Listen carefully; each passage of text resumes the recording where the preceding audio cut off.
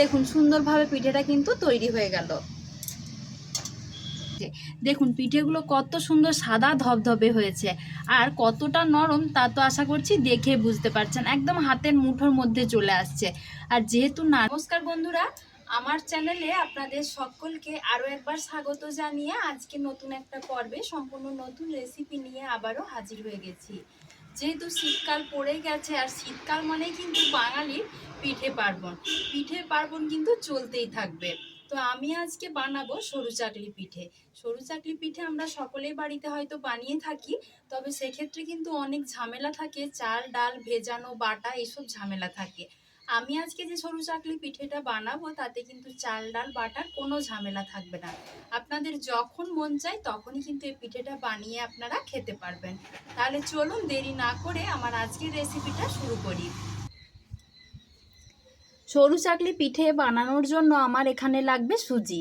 আমি আজ পিঠেটা সুজি দিয়ে বানাবো। আমি এখানে একটা বাটি মাপ করে নিয়ে নিয়েছি 1 বাটি সুজি। এটা মোটামুটি 150 গ্রাম মতো সুজি হবে। এবার একটা মিক্সির জারের মধ্যেও সুজিটা দিয়ে দেব। তার সাথে দিয়ে দেব অল্প পরিমাণ একটু চিনি, ওই 3-4 চামচ মতো চিনি এখানে দিতে হবে।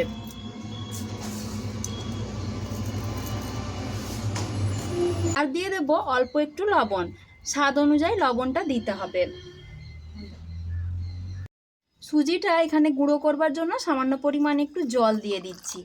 এমন কোনো মাপ নেই যে একদম মাপ অনুযায়ী জলটা দিতে হবে, যাতে জলটা একটু বেশি পরিমাণে হয় সেভাবে দিয়ে বেটে আমি ফিরে আসছি। তো দেখুন বন্ধুরা, আমি সুজিটা কিন্তু একদম মিহি করে বেটে নিয়ে চলে এসেছি। এবার একটা বাটির মধ্যে মিশ্রণটা ঢেলে নেব। আর ওই বাটিটার মধ্যে আরও কিছুটা পরিমাণ জল আমি দিয়ে একটু ভালো করে ধুয়ে নিচ্ছি। যেহেতু গায়ের মধ্যে অনেক সুজি লেগে আছে, ওই জলটাও কিন্তু আমি এখানে নিয়ে নেব।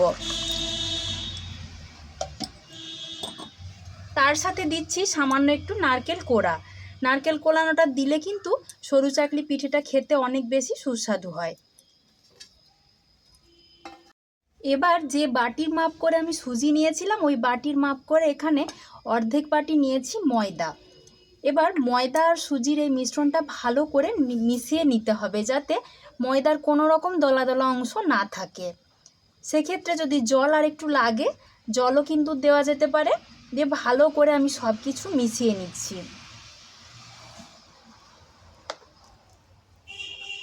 দেখুন বন্ধুরা, ব্যাটারটা রেডি করে নিয়েছি। এবার পিঠেগুলো তৈরি করে নেব। তার জন্য এখানে একটা ফ্রাইং প্যান বসিয়ে দিয়েছি, আর তার মধ্যে হালকা করে একটু তেল আমি ব্রাশ করে নেব। এতে করে পিঠেগুলো কিন্তু খুব সহজে উঠে আসবে।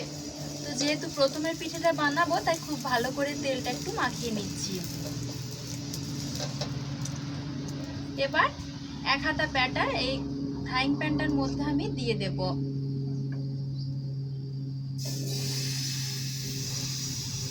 এভাবে পেছনটার দিকে ভালো করে গোল গোল করে ঘুরিয়ে নেব।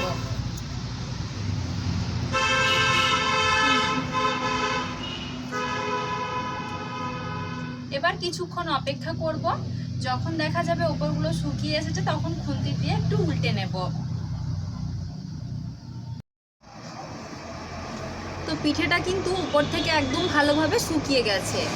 এবার আমি খুন্তি দিয়ে আগে চারপাশটা একটু ছাড়িয়ে নিচ্ছি, তারপর পিঠেটা তুলে নেব। তো দেখুন সুন্দরভাবে পিঠেটা কিন্তু তৈরি হয়ে গেল। একইভাবে আবারও আমি অল্প একটু তেল লাগিয়ে নেব, তারপর আরেকটা পিঠেও দিয়ে দেব। যখনই ব্যাটারটা ফ্রাইং প্যানের মধ্যে দেওয়া হবে, তখন কিন্তু একবার হাতা দিয়ে ভালো করে একটু গুলিয়ে নিতে হবে। আমি এখানে পিঠেগুলো একটু ছোট ছোট করে বানাচ্ছি। আপনারা চাইলে একদম ফ্রাইং প্যানটা জুড়ে ওই রকম বড় করেও কিন্তু বানিয়ে নিতে পারেন।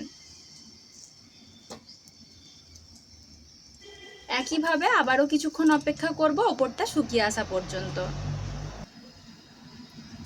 পিঠেটা ওপর থেকে সুন্দরভাবে শুকিয়ে গেছে। এবার এই পিঠেটাও আমি চারিপাশটা আগে খুন্তি দিয়ে একটু ভালো করে ছাড়িয়ে নেব, তারপর তুলে নিচ্ছি। দেখুন পিঠেটা কত সুন্দরভাবে তৈরি হয়েছে।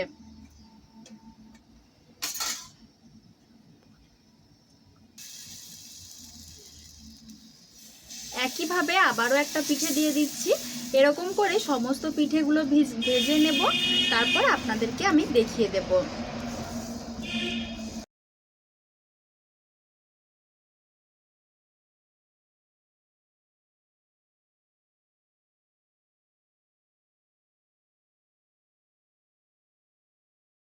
আমার সব পিঠেগুলো তৈরি করা হয়ে গেছে।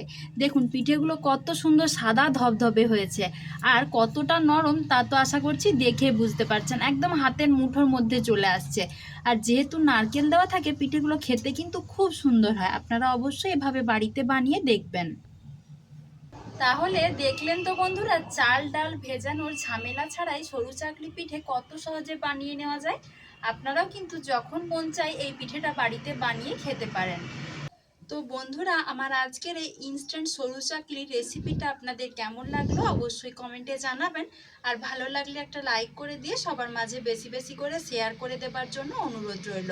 আর এই শীতকালে অবশ্যই রেসিপিটা কিন্তু বাড়িতে একবার হলেও বানিয়ে দেখবেন। তার সাথে আমার চ্যানেলটিতে যদি নতুন বন্ধু হয়ে থাকেন তাহলে প্লিজ চ্যানেলটা সাবস্ক্রাইব করে দেবার অনুরোধ রইল। আজকের মতো এই পর্যন্ত। খুব তাড়াতাড়ি আবারও হাজির হয়ে যাব নতুন একটা রেসিপি নিয়ে। সবাই ভালো থাকবেন, সুস্থ থাকবেন। ধন্যবাদ।